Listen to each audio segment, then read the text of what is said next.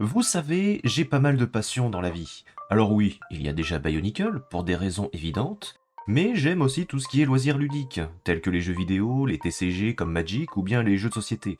J'aime aussi regarder des séries ou animés, et j'aime aussi me cultiver sur tout ce qui est autour de la mythologie, mais aussi la préhistoire et ses créatures disparues. Cependant, s'il y a une chose qui me fascine autant plus que les autres, c'est l'entomologie, ou l'étude des insectes, et plus précisément ce que j'appelle les insectes sociaux.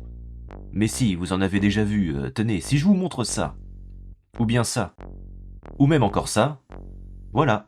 Et ben ce genre d'insectes, ou plutôt leur comportement en société avec des rôles dans leur colonie, eh bien moi ça me fascine. Et je suis pas le seul, car ces insectes ont aussi fasciné l'imaginaire collectif, quel que soit le support. Vous ne me croyez pas? Alors, si je vous parle de créatures qui vivent en essaim ou colonies, obéissant à une reine avec potentiellement un esprit de ruche, et qui sont généralement considérés comme les plus grands prédateurs de l'humanité. Non? Toujours pas? Bon, prenez le cinéma par exemple. Nous avons les arachnides de Starship Trooper, ou un exemple un peu plus connu encore, les xénomorphes de la saga Alien. Si on regarde du côté des jeux vidéo, on a les terminides de Helldivers, mais aussi les ergs de StarCraft. Warhammer ne déroge pas à la règle non plus avec leurs tyrannides. Et on peut pousser le vice encore plus loin du côté des mangas avec littéralement les fourmis chimères de Hunter x Hunter. Là vous êtes en train de vous dire, d'accord, c'est bien beau tout ça, mais tu vas en venir où avec tes histoires d'insectes? Eh bien si je vous dis que Lego aussi n'échappe pas à la règle, et ont inconsciemment été inspirés pour créer ce dont on va parler aujourd'hui dans cette vidéo. Moralité, même les plus petites et insignifiantes créatures de ce monde peuvent influencer et inspirer les plus grandes. Salutations, moi c'est Touragajoge, j'espère que vous allez bien. Et oui, je sais que l'épisode a mis du temps à venir. Et aujourd'hui, on va parler des Boroks.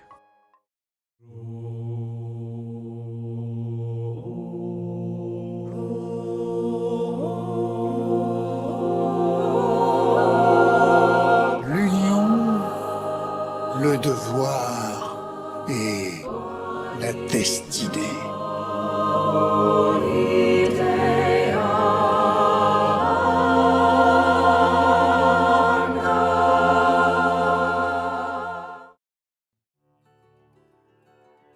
Avant de commencer, j'aimerais vous dire un grand merci pour les retours que j'ai eus sur la première vidéo. Je n'ai eu que des commentaires positifs et elle a atteint les 200 vues en à peine 2 semaines, c'est fou! Je ne m'y attendais pas du tout, et cela m'a énormément motivé pour la suite. D'ailleurs, je vais souvent le répéter, mais si jamais, vous pouvez venir me voir sur Twitch, je stream environ 3 fois par semaine, à savoir le lundi, le mercredi et le vendredi. Mais bref, pour en revenir à la vidéo, j'ai eu aussi l'idée de mettre en place ceci, pour la suite de la série. On va dire qu'il s'agit d'un bloc-notes qui va permettre de garder toutes les grandes questions et ou mystères en attendant d'être résolus au fil de la série. Et pour commencer en douceur, je vais y mettre 3 faits auxquels nous n'avons pas répondu à l'épisode précédent. Qui est Makuta et ses origines? Qui est Matanui et ses origines? Et bien évidemment, les origines des Tohamata. Bien évidemment, ces questions n'auront pas leur réponse immédiatement, mais cela va nous permettre d'avoir un pseudo fil rouge durant toute la série. Mais du coup, on s'était arrêté où la dernière fois? Ah, oui, c'est vrai.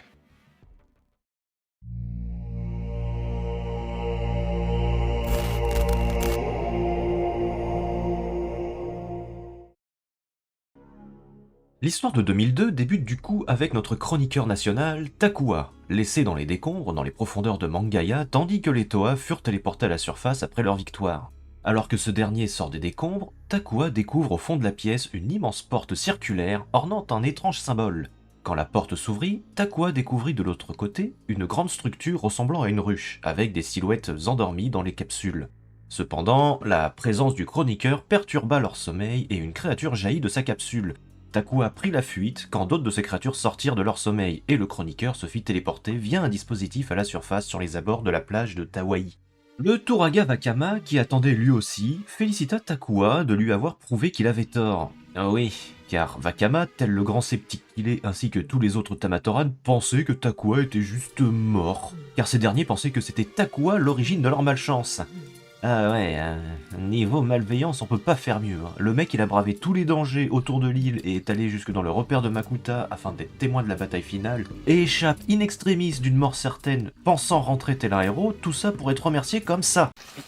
Mais vous êtes pas mort, espèce de connard! Eh, franchement, Takua, il te mérite pas.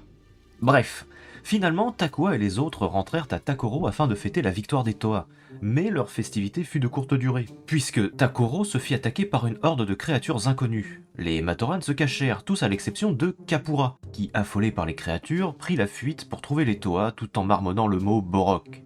Du côté des Toa, ces derniers se retrouvèrent à Kininui après la bataille et célébrèrent alors leur victoire. Avançant vers leur retour, les Toa furent rejoints par un Kapura apeuré. Les Toa comprirent que quelque chose se passait et usèrent de leur Kakama pour se rendre à Takoro, tout en emmenant le Matoran avec eux.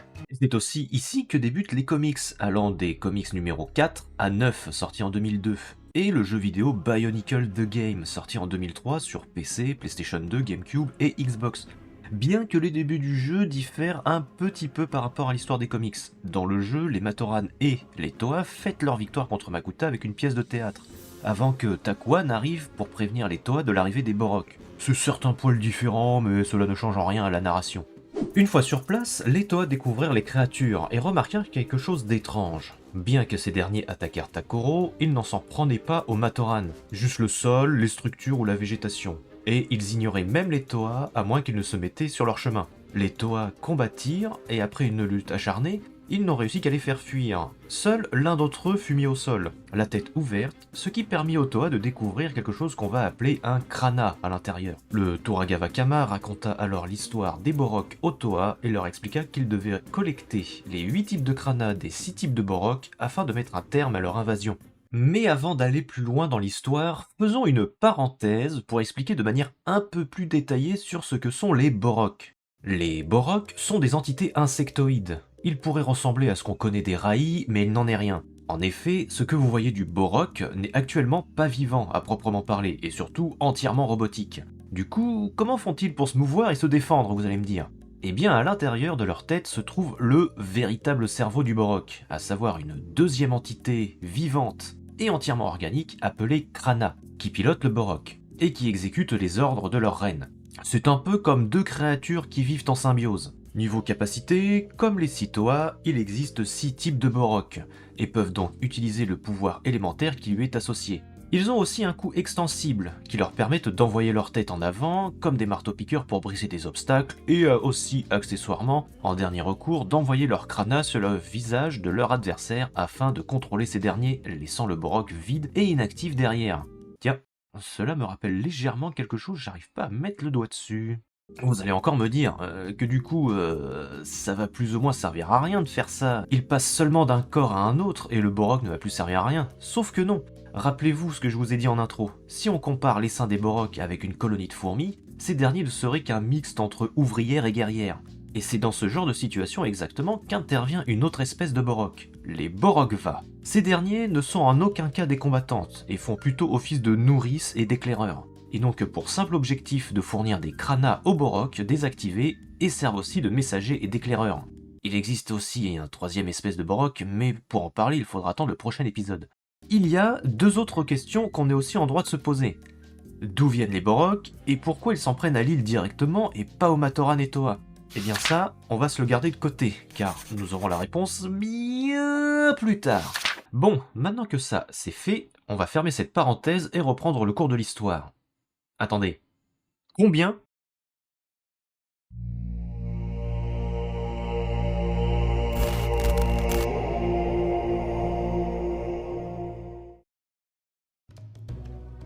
Maintenant que les Toa ont leur objectif en tête, ces derniers décident alors d'aller chacun dans leur coraux respectifs afin de repousser les Borok, mais aussi de récolter des Krana.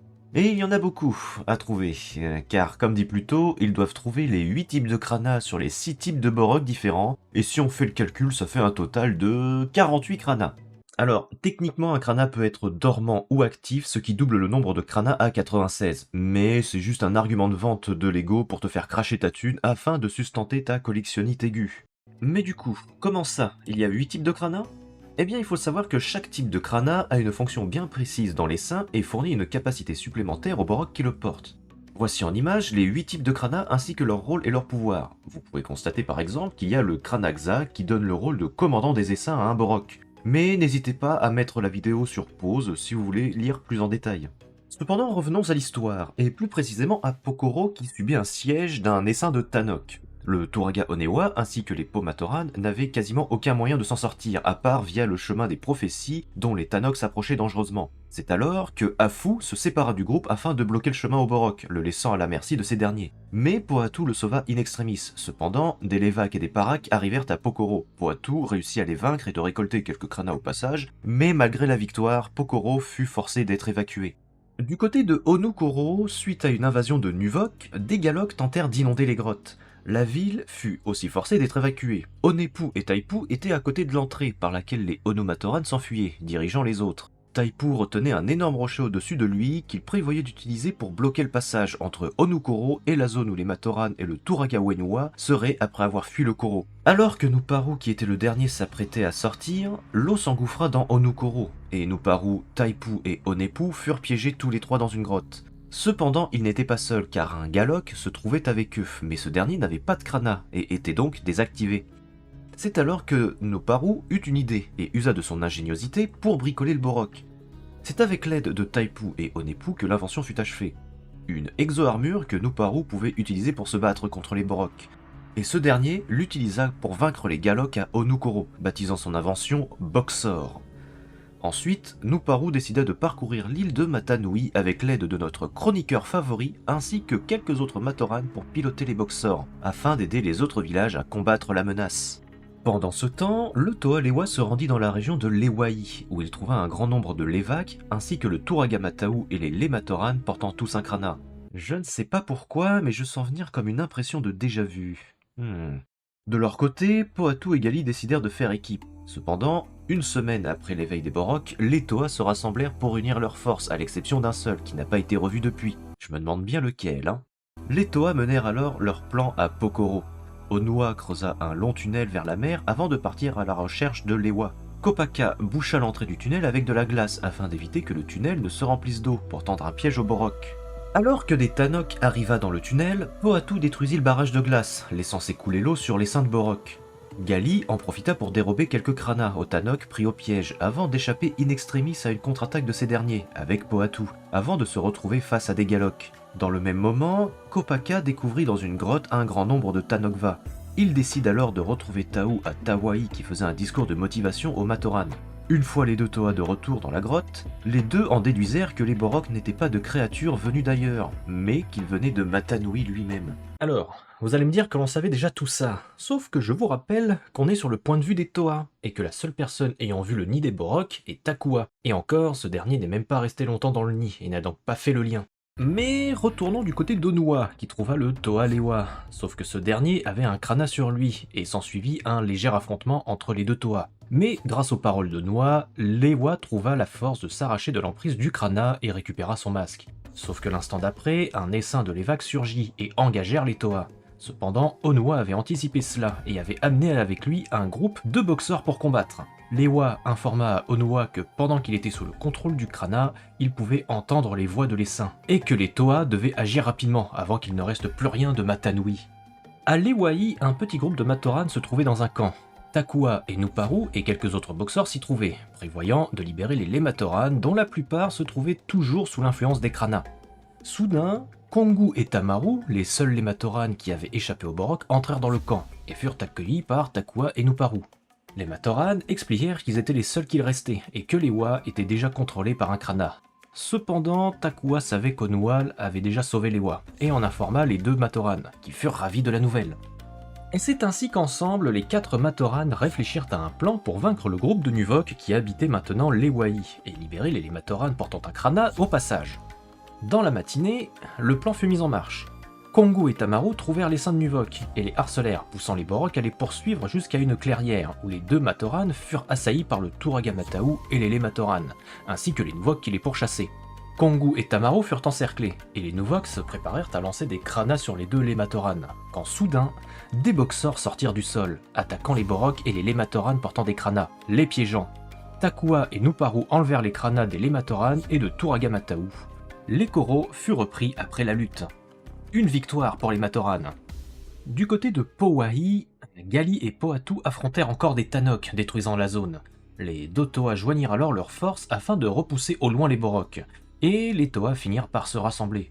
Kopaka leur informa de sa trouvaille, et avec ce qu'ils ont appris à propos du nid des Borok, les Toa se mirent d'accord pour descendre dans le tunnel afin de mettre une bonne fois pour toutes fin à la menace des Borok.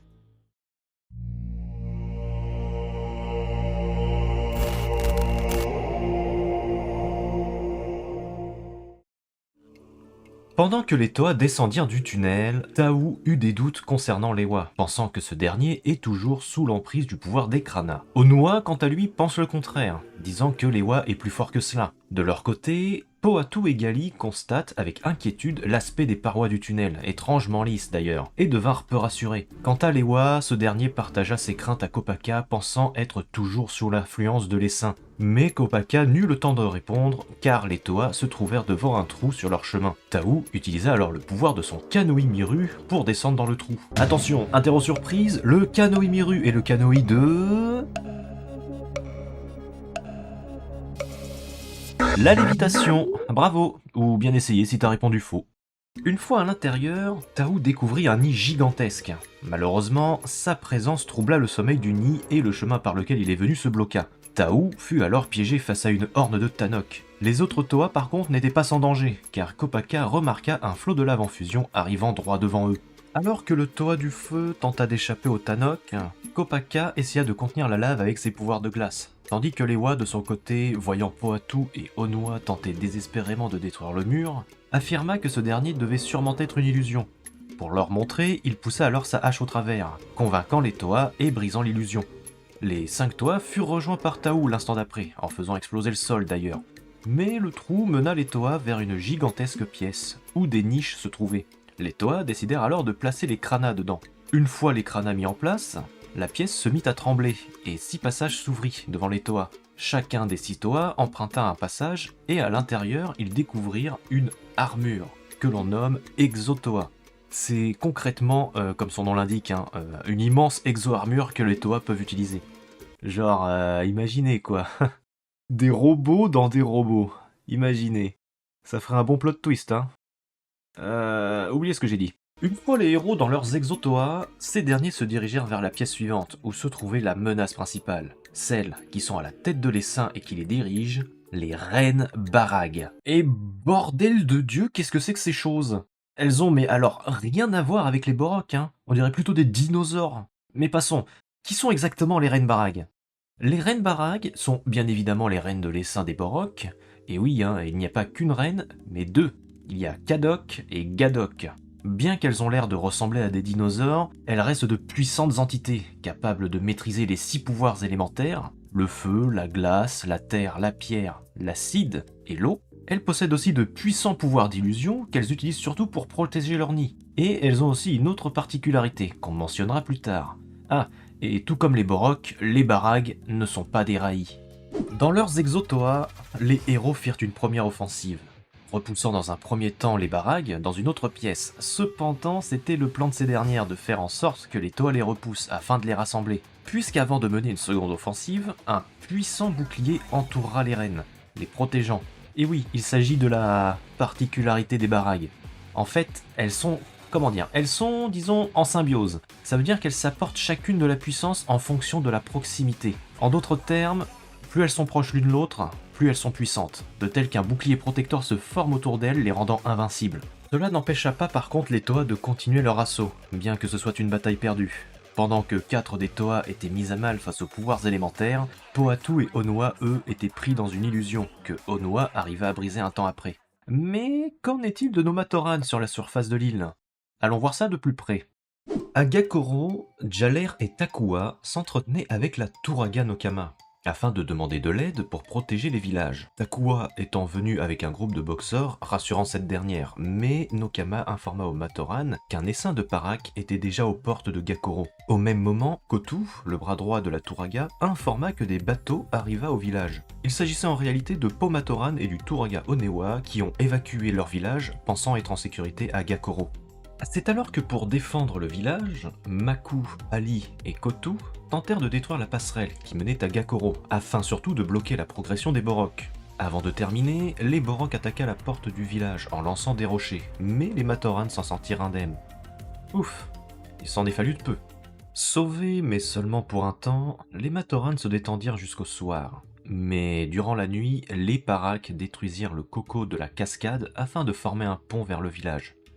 Les Matoran étaient prêts à se défendre, armés de leurs boxeurs, mais les Parak retourna le pont, faisant sombrer les boxeurs ainsi que leurs pilotes dans l'eau. Les Gamatoran sauva alors les pilotes de la noyade, mais les Borok furent toujours bloqués de l'autre côté de la rive.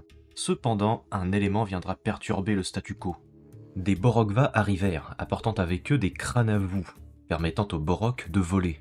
Témoins de la scène depuis l'extérieur du village, Takua et Jaler furent sans espoir, mais le chroniqueur avait plus d'un tour dans son sac, et demanda à Jaler d'utiliser une canne de bambou afin de l'envoyer au village, comme une catapulte. Le chroniqueur faisant face au Parak, prêt à défendre le village. Mais c'est alors que le Suva se mit à briller. Rappelez-vous, un Suva c'est ça. Mais si, le truc qui permet aux Toa de stocker leur masque de pouvoir et de changer à leur guise. Et c'est alors qu'un étrange symbole apparut au-dessus du Suva, et un immense faisceau de lumière jaillit de ce dernier, désactivant les Borok, pour de bon. Mais que s'est-il passé? Pour le savoir, il va falloir revenir du côté des Toa. De leur côté, les Toa étaient toujours mis à mal contre les reines. C'est alors que Tao se rendirent compte d'une chose. Les Exotoa étaient certes de puissantes armures, mais pour fonctionner, elles puisaient dans les pouvoirs élémentaires de leurs porteurs. Les Toa retirèrent alors leur armure, et à présent à leur pleine capacité, ces dernières combinèrent leurs pouvoirs élémentaires afin de créer une prison de protodermis sur les reines, les enfermant ainsi et coupant les communications avec les saints. Les Borok étaient vaincus. Alors, vous allez sûrement me demander ce qu'est le protodermis. Qu'est-ce que ça dit, que ceci? Il s'agit en réalité d'un élément très important dans le lore de Bionicle. C'est une matière qui est à l'origine de tout, pouvant être à la fois solide, liquide, gazeux, peut te faire le café, peut te changer les couches. Je dirais personnellement que c'est littéralement le boson de Higgs pour les plus scientifiques d'entre vous. Comment le protodermis a-t-il été créé? Alors ça, croyez-moi, on en aura la réponse vers la fin de la chronologie, mais pas d'inquiétude, on en reparlera assez souvent dans la série, vous allez voir. Victorieux, les Toa n'eurent cependant pas le temps de célébrer, car le sol s'ouvrit sous leurs pieds, les menant chacun à des tubes de protodermis énergisés, la forme liquide du protodermis. Les sensations à l'intérieur furent diverses, mais les Toa se relevèrent et furent transformés, avec de nouvelles armures et de nouvelles armes. Les Toa Nuva étaient nés. Et oui, à partir de ce moment-là, nous les appellerons les Toa Nuva, et plus les Toa Mata. Et damn, regardez-moi ces figurines, elles sont trop stylées. J'adore les Toa Nuva. C'est l'un de mes 7 favoris. C'est pas le top tier, mais j'adore les Toa Nuva. Mais bref, les Toa prirent un moment pour examiner leurs nouvelles armures, quand un rocher tomba sur le groupe. Tao utilisa alors le pouvoir de son O Nuva. Et oui, leurs masques aussi ont été transformés et sont à présent des Kanoi Nuva, pour protéger le groupe. Tao constata les nouvelles capacités de son masque, et après que chacun ait plus ou moins testé leur nouvelle forme, les Toa Nuva sortirent du nid des Borok, laissant derrière eux les reines emprisonnées. À Gakoro, le village se reconstruisit lentement. Takua et Jaler se débarrassèrent des derniers Krana. Nuparu, avec un Borok modifié, c'est là une fosse. Bref, les Matoran profitèrent du répit qui leur a été accordé, et Takua, notre chroniqueur quant à lui, observa l'horizon de l'océan, satisfait que la guerre soit finie, mais inconscient de la menace qui se préparait dans l'ombre. Et c'est ainsi que se termine le récit de 2002. Il est certes un peu plus court que l'épisode dernier, et vous avez sans doute remarqué que je n'ai sûrement pas fait mention du jeu Matanoi The Online Game 2, sorti en 2003.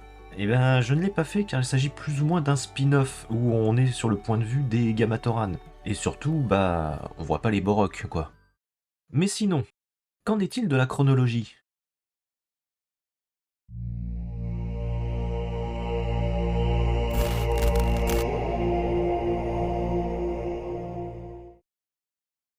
Bien, il est temps à présent de placer notre récit dans la chronologie, et en soi, c'est pas bien compliqué, car il s'agit de la suite directe du récit de 2001, donc on le place juste après. L'histoire de 2002 commence donc avec Takua, qui découvre et réveille accidentellement le nid des Borok, des créatures insectoïdes détruisant tout sur leur passage. Les Toa, pour combattre la menace, eurent comme quête de trouver et récolter les différents types de Krana sur les Borok. Dans le même moment, à Onukoro, Nuparu invente à partir de Borok désactivés les Boxors, donnant aux Matoran un moyen de se défendre, et décide, accompagné de Takua, de faire le tour de Matanui afin d'aider les villages. Les Toa Mata récoltèrent assez de Krana et leur quête les dirigea dans les profondeurs de l'île, où ils purent placer les Krana. accédant et découvrant ainsi les Exotoa.